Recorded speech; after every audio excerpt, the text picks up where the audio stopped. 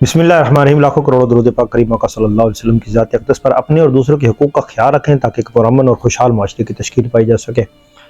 آج پروگرام کے آغاز میں ہی میں چاہوں گا کہ میرے سامعین جو ہیں وہ ضرور اس ظلم بربریت کے لیے آواز اٹھائیں اور دعا کریں کہ اللہ پاک جو فلسطین اور غزہ کے جو مسلمان ہیں ان پر اپنا لطف و کرم فرمائے، آسانی عطا فرمائے۔ اور یہ جو مشکل وقت ہوتا ہے یہ کسی پہ بھی آ سکتا ہے، کسی قوم پہ بھی آ سکتا ہے اور کسی کے ساتھ بھی یہ ہو سکتا ہے۔ ہم من حیث القوم جو ہیں وہ آہستہ آہستہ سمٹتے چلے جا رہے ہیں، تعداد میں بہت زیادہ ہونے کے باوجود بھی جو ایمانی غیرت اور جو ولولہ ہے وہ ہم میں کم ہوتا چلا جا رہا ہے۔ نفس نفسی کا یہ عالم ہے کہ میں کہتا ہوں کہ میں محفوظ ہوں تو بقایا جو ہے ان کا ہم کیا کریں اور کیسا ہو۔ تو اچانک یہ ساری چیزیں جو ہوتی ہیں وہ بہت تکلیف دہ ہوتی ہیں اور پریشانی ہوتی ہیں۔ دوسروں کے دکھ میں اپنا حال شامل کریں اور دکھی حال لوگوں کی خدمت کریں اور ان کو حوصلہ دیں۔ مسلمان قوم اور مسلمان ریاستیں جو آج کل کردار ادا کر رہی ہیں، اللہ تعالیٰ ہم سب کو اپنی رحمتوں کا سایہ دے، لیکن ہم رحمتوں کے طالب نہیں ہیں۔ آپ دیکھیں تو جو ظلم بربریت اور جو سلسلہ ہو رہا ہے وہ مذمت سے نہیں حل ہوگا۔ ان کو پتہ ہے کہ یہ صرف لفظ ہیں اور لفظوں کے ساتھ کچھ بھی نہیں ہوگا، وہ اپنی انتہا تک چلے گئے۔ کبھی آپ نے سوچا ہے کہ جو لوگ پہلے زخمی تھے، بستر مرگ پہ تھے، علاج معالجے کے لیے وہ ہسپتال میں چلے جاتے ہیں، وہاں پہ بیٹھے ہوتے ہیں اور اتنی بدماشی، اتنے ظلم کے ساتھ، اتنے ایک دیدہ دلیری کے ساتھ ہسپتال کے اوپر اٹیک کیا جاتا ہے، اور پھر جو دنیا کا سب سے بڑا ٹھیکیدار سپر پاور ہوتا ہے وہ ان کا ایک رہنما، ان کا صدر آ کے اس کے ساتھ کھڑا ہوتا ہے، کہتا ہے کہ میں تمہارے ساتھ ہوں، ہر قسم کی تمہیں میں تعاون بھی دوں گا، سب کچھ کروں گا۔ لیکن بقایا لوگ جو ہیں وہ صرف اور صرف اپنی زندگی گزارنے کے لیے اور بس اپنا آپ گزارنے کے لیے چلے جاتے ہیں۔ زندہ تب تک ہی ہم نے رہنا ہے جب تک ہماری زندگی ہے، موت برحق ہے اور ہر کسی کو آنی ہے۔ جتنے بھی زندگی جن کے اندر جان ہے، جتنے بھی نفس ہیں، چرند پرند تمام حیات کو موت آنی ہے، اور موت کا یہ مزہ جو ہے نا ہر کسی نے چکھنا ہے، یہ ہر کسی کو پتہ ہے اور ہر کسی کے مذہب میں یہ چیزیں لکھی ہوئی ہیں۔ لیکن یہ جو حرص، ہوس، لالچ اور اپنا ایک عقیدہ، اپنا ایک مذہب، اپنا ایک سلسلہ جس میں انسانیت کو قربان کرتے جانا، انسانیت کی توہین کرتے جانا، بوڑھے بچوں بزرگوں کے ساتھ جو ظلم ناانصافی وہ کر رہے ہیں درندگی کے ساتھ، یہاں تک کہ وہاں پہ جو جانور ہیں، پالتو جانور ہیں، بلیاں آپ دیکھیں تو ان کی بھی جس حالت اور جس انداز سے ان کی موت ہوئی ہے۔ تو جو مسلمان اپنے آپ کو کہتے ہیں، جو اپنے آپ کو کہتے ہیں کہ ہم ایک سٹیٹ کے مالک ہیں، ہمارے پاس سب کچھ ہے، یہ تیل کی کمائی، یہ دنیا کی دولت ہے، سب کچھ چلی جائے گی۔ میں آپ کو ایک مثال دیتا چلوں، آپ نے دیکھا ہوگا کہ جو UEA کے صدر تھے اور جو رہنما اور رہبر اور سب کچھ تھے، دنیا کا سب سے بڑا ایک کیا کہتے ہیں اکانومیکل ہب جو ہے، اس کو رن کرنے والا شخص جو ہے وہ جب مرتا ہے تو اس کی مرنے سے پہلے اس کی جو زندگی یا اس کا لائف سٹائل ہے وہ آپ سب کے سامنے سوشل میڈیا پہ آپ نے دیکھا ہوگا۔ برج خلیفہ بنا، وہ سڑکیں بنی، سب کچھ ہوا، لیکن اس کے مٹی کا جو مزار ہے نا وہ ایک صرف مٹی کی ڈھیری ہے اور کچھ بھی نہیں ہے۔ یہ اس کی اوقات ہے یہاں وہاں جا کے، اور اس مٹی کے نیچے والی زندگی ہمیں بھولی ہوئی ہے۔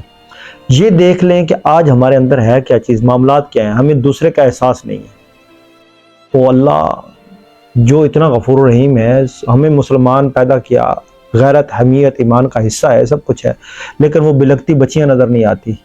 مجھے آج اس بیٹی، اس بہن نے للکارا ہے تو میں آج اتنا ہی ادھر بیٹھ کے کر سکتا تھا۔ اس نے کہا تھا کہ مجھے عربی میں وہ بول رہی تھی، لیکن اس کی جو دلیری اور اس کا جو انداز تھا وہ کمال تھا۔ وہ کہہ رہی تھی کہ مجھے کسی کی ضرورت نہیں، کسی مرد کی ضرورت نہیں، میں عورت ہوں، میں اکیلی ہوں، میں خود لڑوں گی، یہ میرا فلسطین ہے، میرا غزہ ہے، میرا بیت المقدس ہے اور میں اس کے لیے لڑوں گی۔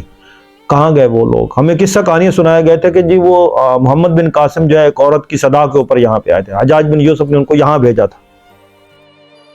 نہیں، وہ کچھ اور تھے۔ جب بات کی جائے کہ ہم سب کچھ ہیں تو کہتے ہیں مدینہ بھی ساڈا، مکہ بھی ساڈا۔ کہاں ہمارا؟ کون سی بات؟ کیا بات؟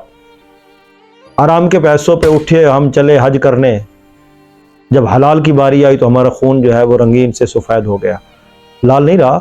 تو اب اگر حج کرنا ہے نا تو حج یہ ہے کہ پھر آواز اٹھاؤ، تگڑی آواز اٹھاؤ، کھڑے ہو جاؤ، ایک مظلوم کے ساتھ کھڑے ہو جاؤ۔ آپ سے تو اچھا وہ ساؤتھ کوریا کا جو ہے کم جونگ ان ہے، جو کہتا ہے کہ جو ظلم غزہ کے ساتھ یا فلسطین کے ساتھ ہو رہا ہے، زیادتی ہو رہی ہے، خواہ اس کے ساتھ امریکہ بھی ہے، جو بھی ہے، وہ ببانگ دہل یہ بات تو کر رہا ہے نا۔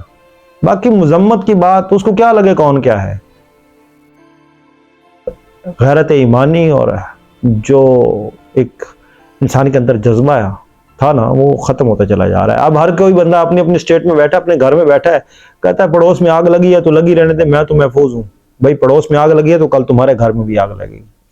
اب دنیا میں اسٹریٹجک جو پوائنٹس ہیں ان کے اوپر کیسے کنٹرول کرنے اکانومی کا ہب نے، وہ آپ کے سامنے کلیئر ہوتے چلے گئے۔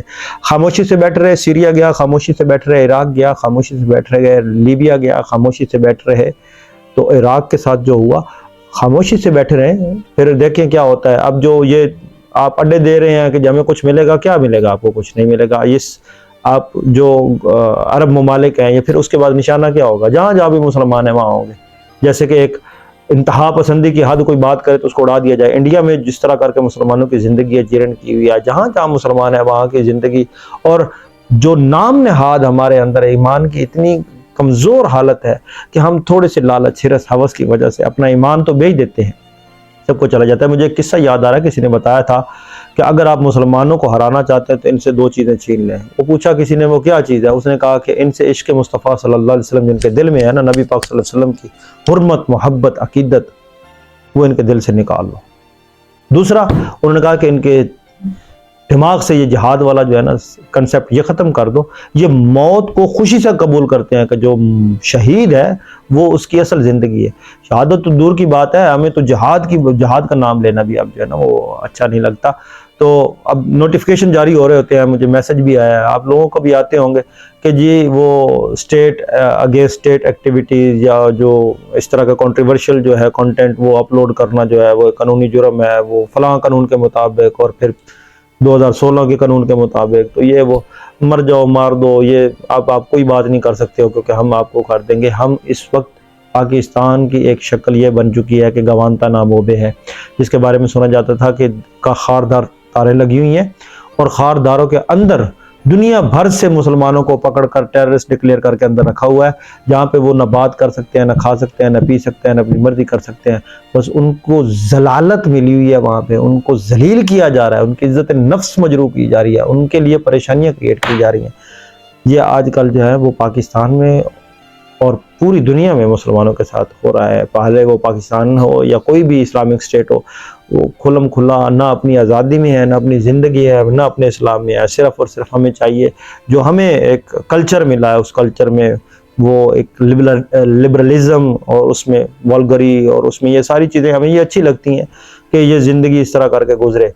ایسی زندگی گزارنی ہے تو گزر تو جائے گی، لیکن یاد آج بھی لوگ کرتے ہیں تو سلطان صلاح الدین ایوبی کو یاد کرتے ہیں، کوئی آج بھی یاد کرتا ہے تو پھر وہ سلطنت عثمانیہ کو، ان سلطانوں کو یاد کرتے ہیں جن کی ساری زندگی گھوڑوں پہ گزری ہے اور جنہوں نے فتوحات اور اسلامی اشاعت کے لیے اپنا کام کیا ہے۔ ان صوفیاء، ان بزرگوں کی باتیں آج بھی ہوتی ہیں جن کو کوئی لوگ امام غزالی کہتا ہے، کوئی کسی کو محی الدین محمد ابن العربی کہتا ہے، کوئی کسی کو مجدد الافسانی کہتا ہے، تو کوئی غوث العظم کہتا ہے۔ تو وہ صوفیاء کی زندگیاں اور آج بھی وہ زندہ ہے اور زندہ رہیں گے۔ جو ایمان پہ رہا، جو قائم رہا، اس کو کوئی نہیں ہٹا سکا۔ وہ کچھ سائنسدان بن گئے، کوئی جابر بن حیان ہو گیا، کوئی ابن الہیثم ہو گیا، تو کوئی ابن خیام ہو گیا۔ آج بھی آپ وہی زندگی گزارے ہیں، وہی لوگ گزارے ہیں۔